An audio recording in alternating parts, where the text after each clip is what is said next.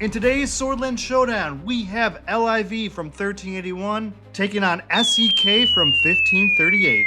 Let's rally up. So in this video, you'll hear me recap how I felt the match went. I'll also include some tips, tricks, and things that you should be looking for in your own alliance's Swordland Showdowns that'll help you be a little more successful. And like every Swordland Showdown, it's possible to lose the match even before it starts if you have a bunch of players don't show up. So my first piece of advice is always make sure the players that sign up actually show up, or you're gonna lose in the matchmaking game. You have to remember that playing Swordland Showdown or King Shot in general, it's not like playing Fortnite where there's millions and millions of players. There's only so many alliances out there, and all those alliances are divided up by what time slot you pick. So there's such a large variance in who you can be matched up against. And if you have 10 people or a third of the people saying, hey, I'm gonna be there, and they don't show up, well, think about what that does to your matchmaking. You're gonna be going up against a tougher opponent with 1/3 less power than what King Shot is thinking you're bringing to the table. And in this match, LIV will have 9 players not show up, and that's gonna hurt. And if you're looking to blame someone, you're gonna have to blame me because I'm typically the person that arranges or organizes our Legion 1 team and making sure everyone that's signed up is going to show up. But also the people that are going to be showing up, they need to know what they're going to be doing. When it comes to overall strategy for Swordland Showdown, this is something that changes as you age through the game. When you're first starting out in King Shot, there are people out there that go freaking crazy. They run around the map, they try to zero every single person, and that's what they do the entire game. And you can win that way. Eventually, free-to-play players start to have enough troops inside their own castle where they can hold off attacks from mid-level players. Even some whales are able to hold off attacks from. So when that happens in the game, that's where things start to change. You don't have someone just running around the map trying to zero everybody anymore. You have to be more strategic. The game becomes more of a capture and hold to score points instead of just eliminating the enemy team. And to start off the game, that's what we do. We have our 2 strongest members going after the buildings that score the most points because you get a first capture bonus by doing that. On the other side of the map, you'll have me trying to hold down our home sanctum and also our home abbey. And on the far side of the map, you're going to have Evasion trying to do the same exact thing. Up top, you're going to have Kermit trying to secure the bell tower in an abbey. And on bottom, you're going to have Ray trying to take over the stables and also control the abbey. All of our fabulous joiners are all broken down into teams to help support the rally callers in their respective areas. And now there's nothing else to do except to watch and see how this first few minutes unfolds. You can see that SEK has 29 people online to LIV's 24, so that's a nice little advantage to start off. And it appears SEK has taken over every single area, or in the process of taking over every single area, except for our home sanctuary and our home abbey. So here you'll see me do a temperature check and fly around to all the other buildings and kind of see what's going on. And up north, and what it looks like is Kermit is fighting for the bell tower. We're kind of letting that abbey go, so that's fine. On the east side, we don't have anyone going for the sanctum, which means Evasion is going for the east side abbey. And down south, it looks like we're also losing both the abbey and the stables right away to start off.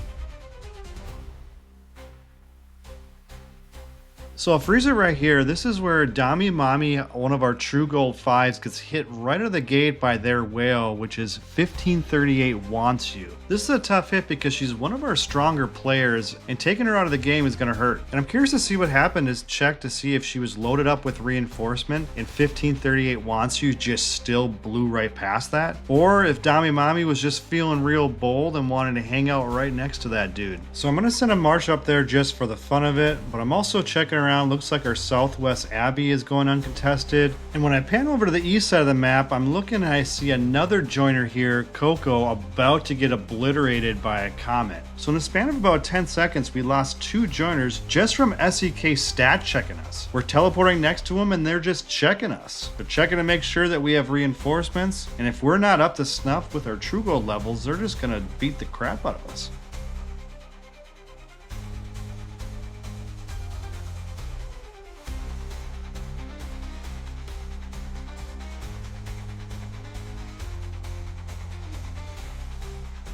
Here's where our Team 4 battle commander lets us know that nobody on his team showed up. As you can see, SEK has all 30 of their members joined. We have 25, so we're still missing 9, and it doesn't get any better as we continue to play. So looking back at the map, I'm trying to figure out if what I'm doing is actually the most productive way to score points and impact the game. If I leave the 2 buildings that I'm in right now, they're probably going to be taken over, but there's a possibility we can take over other buildings. And maybe there's a few people out there that I can take out of the game so they're unable to be joiner heroes for SEK.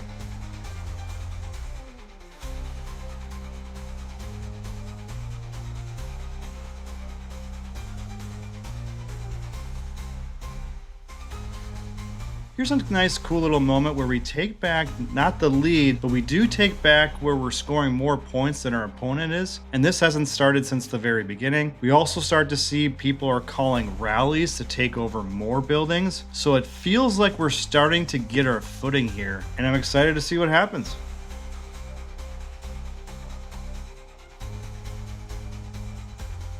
Let me ask you this, if you're sending Elcar or a blue hero to a rally, would you say that Alliance looks prepared for the Swordland Showdown? And I'm not saying this just to blast all my Alliance members, I love you guys all. However, if you're an R4 watching this from home and you're trying to get some tips for your own alliance, have everybody build their attack formations and their defensive formations and their joining formations. Have them build all those custom formations before they enter Swordland Showdown so you're not running into that problem. And our rally hits and we do take over the building despite having some of the worst joiner heroes you could think of. And we're going to keep moving as we are accruing more points than SEK at this point.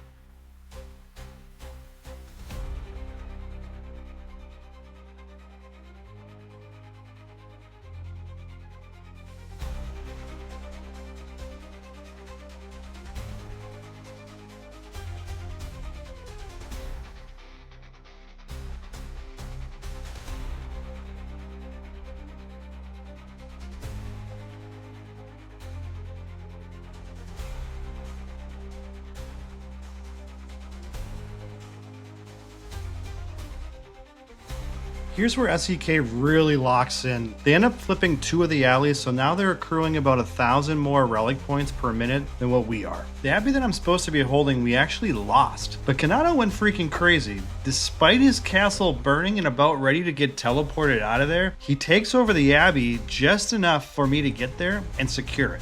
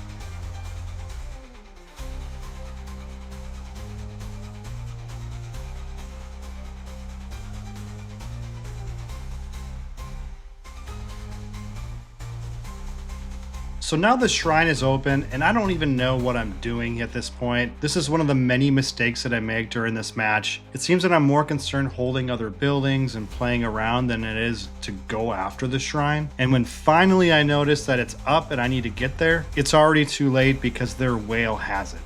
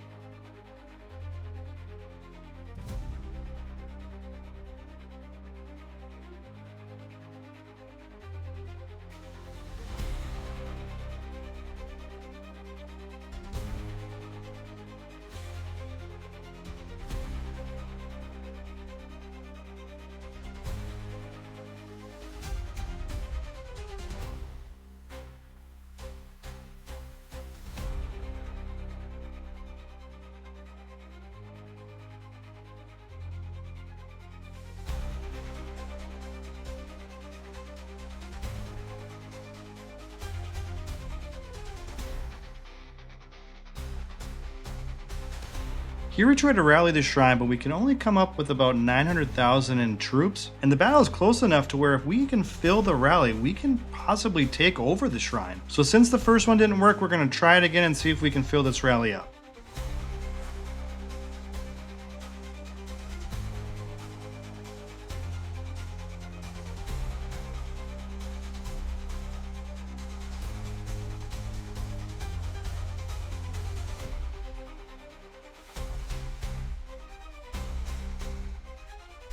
So this is the second time we're headed towards the shrine, trying to fill a rally and take it over, and we have even less troops in this rally than we did the first. So at this point, things don't look very good for Team LIV. We're not able to fill a rally, and SEK has control over almost every building on the map. Things are not looking good for the good guys.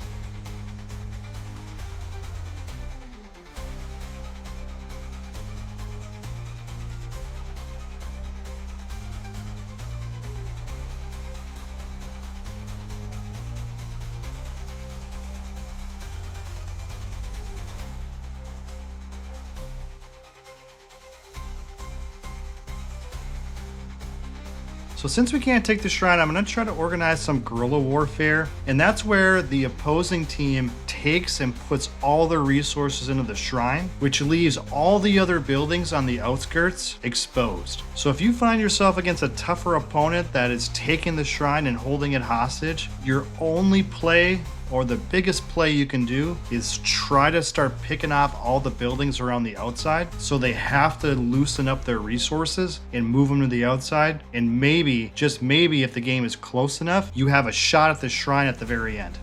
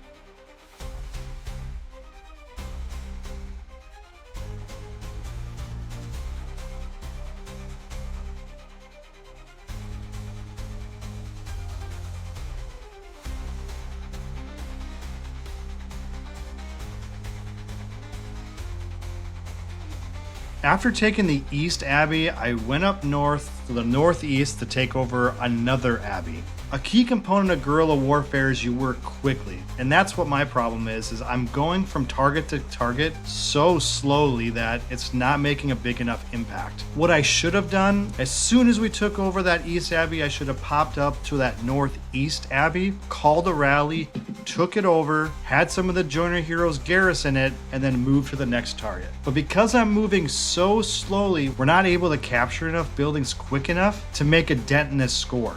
And this is where I'll stop the commentary. SEK did a fabulous job of working together, securing buildings, and something that you don't see in this video is how much they were harassing our joiners. we were on comms, and if I had a nickel for every time I heard someone say, hey, this guy's following me around the map and he keeps hitting me, I'd have a lot of nickels. But regardless, you can tell that SEK works really well together. Great alliance. I don't think the matchup was so bad that we can say, hey, we were just overmatched. I personally think they just out-prepared us, and their plan of attack was just much better. So great job to SEK. Keep up the good work. It's cool to go up against a kingdom that's 200 kingdoms behind us. So it just goes to show the big net of alliances that you can be matched up against. And despite the age difference in server, these guys definitely know what they're doing. But anyways, I'll fast forward it to the end, and we'll see you next time.